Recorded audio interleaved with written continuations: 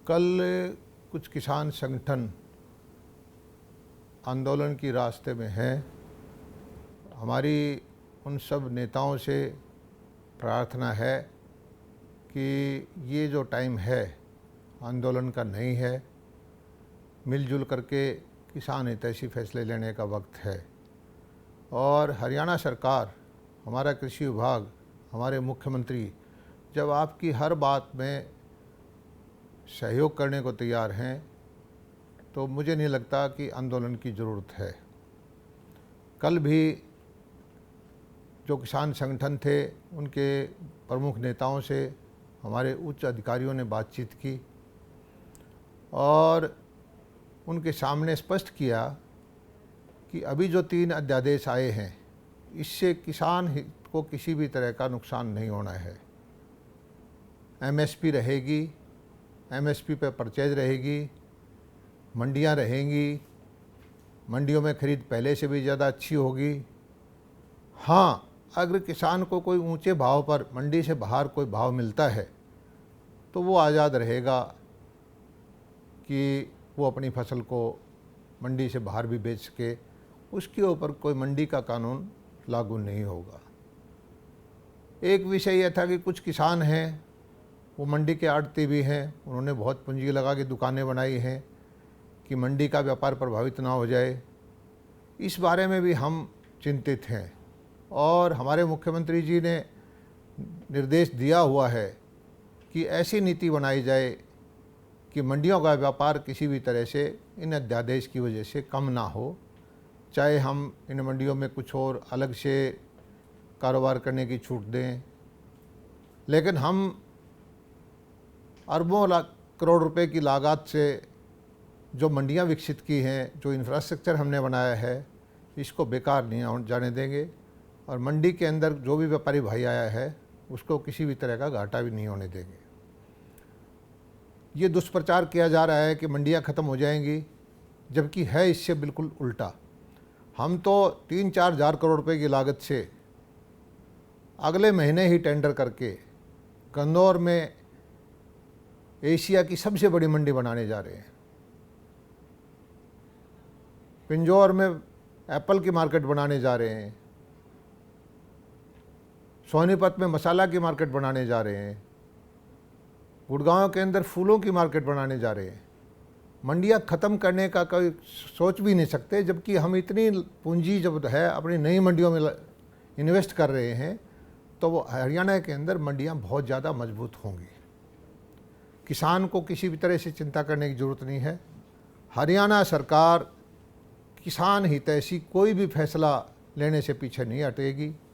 पहले भी पिछली सरकारों में, हमारी सरकार में आप देख लीजिए, मुआवजे का पैसा फसल बीमा का सबसे ज़्यादा हमने दिया है, खराबे का पैसा सबसे ज़्यादा हमने दिया है, ड्रिप इरिगेशन पे सब्सिडी हमने दी है, किसान को बिजली जो है 5 साल से 6 साल से हम एक स्टेबल रेट पे देते रहे हैं, बिजली के घंटे हमने बढ़ाए हैं, मंडियों में प्रोक्योरमेंट की हमने व्यवस्था अच्छी की है। कोरोना के संकट के काल में भी हम किसानों की सारी गेहूं की, सरसों की परचेज करने में कामयाब रहे हैं। इस बार भी धान की परचेज 6 दिन पहले शुरू कर रहे हैं। 1 अक्टूबर की बजाय हमने 25 तारीख को परचेज शुरू करने का फैसला लिया है। बाजरा की परचेज भी हम पहले की तरह से करेंगे और एमएसपी पे चाहे सूरजमुखी है, चना है, सरसों है और प्रदेशों से कहीं बेहतर हम परचेज करते हैं। किसान को सीधा पैसा देने की कोशिश करते हैं। लेकिन समझ में नहीं आता कि कुछ लोग किसान हितैषी होने का स्वांग करके किसान के हित के खिलाफ काम कर रहे हैं। हमारी सब ऐसे नेताओं से प्रार्थना है कि किसान को गुमराह ना करें।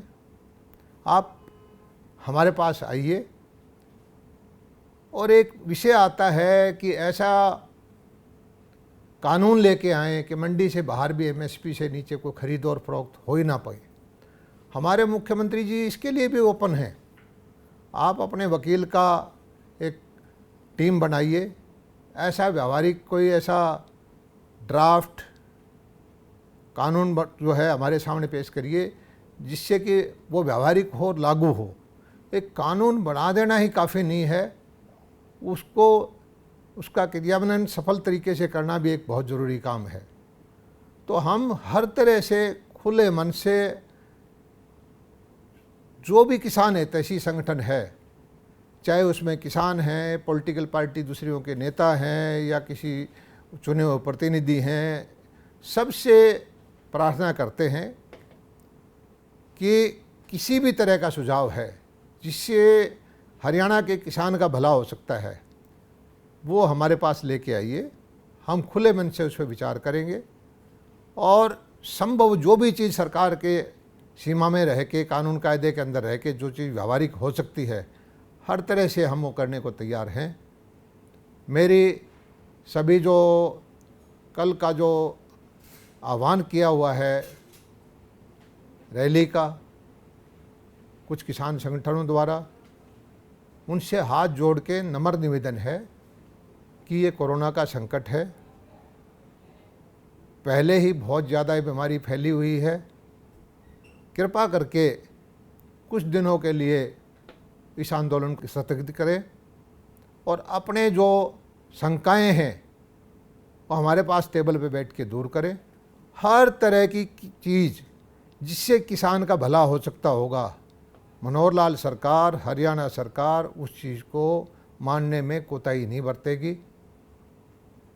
आप बैठिए, अपनी जिद छोड़िए और मिलजुल करके हम हरियाणा को एक आगे ले चलें, किसानों की भलाई के लिए काम करें और किसी भी तरह की कोई भी जो सलाह होगी जिससे किसान को थोड़ा सा भी लाभ होगा, वो हम करते हुए देर नहीं लगाएंगे।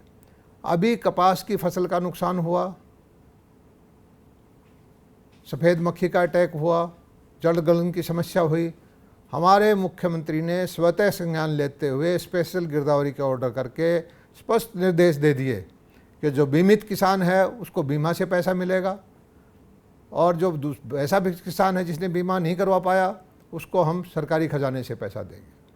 हम किसान हितैषी फैसले लेने में किसी भी तरह की कोई भी कोताही नहीं बरतेंगे और सब भाइयों से, सब किसान संगठन के नेताओं से, सब विपक्षी पार्टियों के पदाधिकारियों से मेरी प्रार्थना है कि इस वक्त जो है संकट की घड़ी है कोरोना की, ऐसा काम ना करें हम कि जो है कोरोना फैले, भीड़ इकट्ठी हो और गुमराह लोग हों, किसान को गुमराह ना किया जाए।